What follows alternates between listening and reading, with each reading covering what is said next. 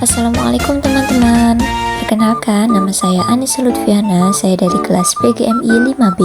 Nah, di sini saya akan menjelaskan sedikit tentang bisnis plan yang saya miliki pada mata kuliah Edupreneurship. Nah, ini dia adalah bisnis plan yang saya miliki tentang produk yang akan dihasilkan, yaitu susu kedelai. Disimak baik-baik ya. Nah, ini adalah sedikit profil bisnis saya. Nah, di sini bidang usahanya adalah minuman sehat yang beralamatkan di rumah saya sendiri di Desa Dukuh, Kecamatan Ngadiluih. Ini adalah riset lapangan yang saya lakukan, di mana diketahui bahwasannya susu kedelai ini adalah minuman sehat yang memiliki potensi yang signifikan. Hal ini dikarenakan adanya gaya hidup sehat yang berkembang sekarang ini dan proses produksi susu kedelai yang cukup sederhana. Jadi sangat memungkinkan untuk mengembangkan produk atau usaha ini. Dan untuk pemasaran produk, ini dapat dilakukan melalui saluran langsung ke konsumen ataupun melalui media sosial. Nah, pada riset ini juga menekankan pentingnya edukasi kepada masyarakat tentang manfaat apa yang kita dapat ketika kita meminum atau mengonsumsi susu kesehatan susu kedelai ini. Alasan saya mengambil usaha ini berkaitan dengan gaya hidup berkelanjutan yang ada pada zaman sekarang. Nah, susu kedelai juga menjadi alternatif populer bagi susu sapi karena bebas dari kolesterol dan laktosa. Nah, dengan potensi pasar yang sangat besar dan permintaan yang terus meningkat, memberikan peluang bisnis yang sangat menjanjikan. Dan inilah beberapa visi dan misi saya dalam pengembangan usaha susu kedelai. Proses pengembangan usaha susu kedelai saya lakukan yang pertama dengan melakukan riset pasar dengan cara menganalisis permintaan pasar untuk susu kedelai, seperti mengidentifikasi target konsumen, pesaing, dan tren konsumsi saat ini. Yang kedua, ada analisis kelayakan, di mana di sini adalah penghitungan biaya produksi termasuk biaya tetap dan variabel, serta memperkirakan pendapatan yang mungkin diperoleh dari usaha ini. Dan yang ketiga adalah strategi pemasaran. Dalam strategi pemasaran ini mencakup pada penentuan harga, saluran distribusi, dan promosi.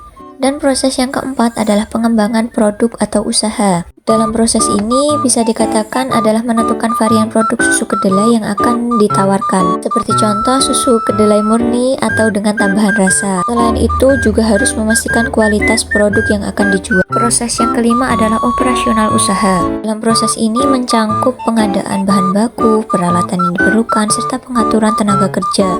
Dan proses yang ketujuh adalah manajemen keuangan. Dalam proses ini adalah proses membuat proyeksi keuangan jangka pendek dan jangka panjangnya. Dan yang terakhir, evaluasi. Setelah usaha berjalan, penting bagi pengusaha untuk mengevaluasi berkala terhadap kinerja usaha dan menyesuaikan strategi berdasarkan feedback dari konsumen.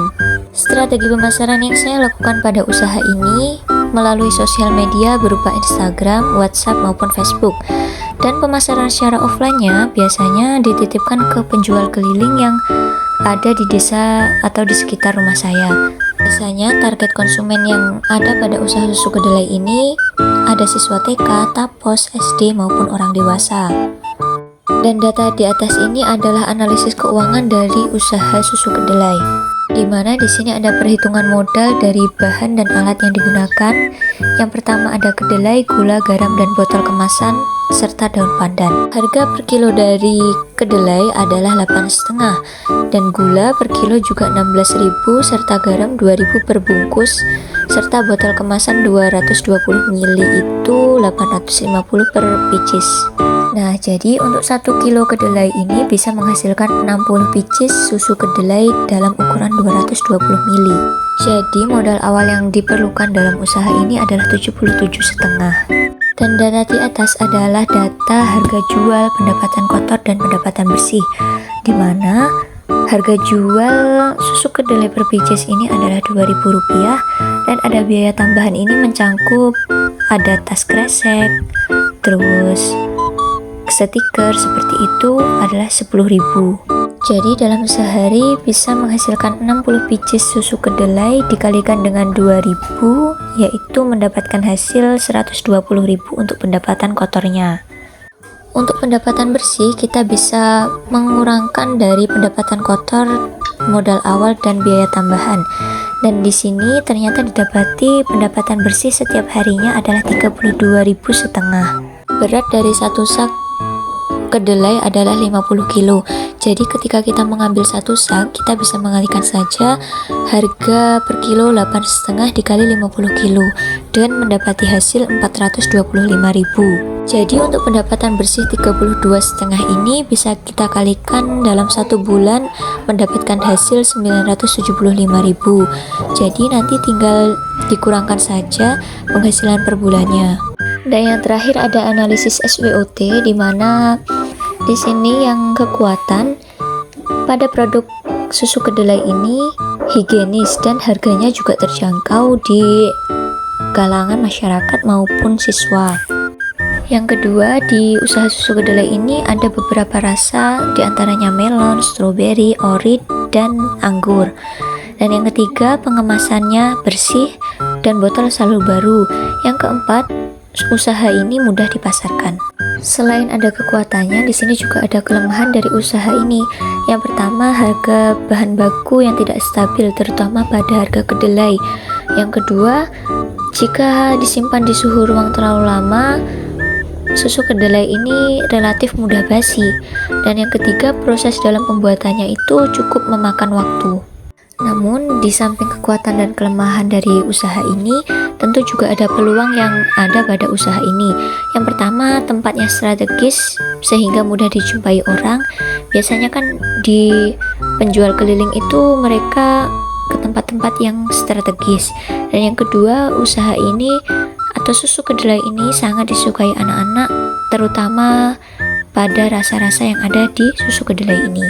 Dalam usaha tentunya juga ada ancaman. Yang pertama adalah munculnya pesaing baru di pasar.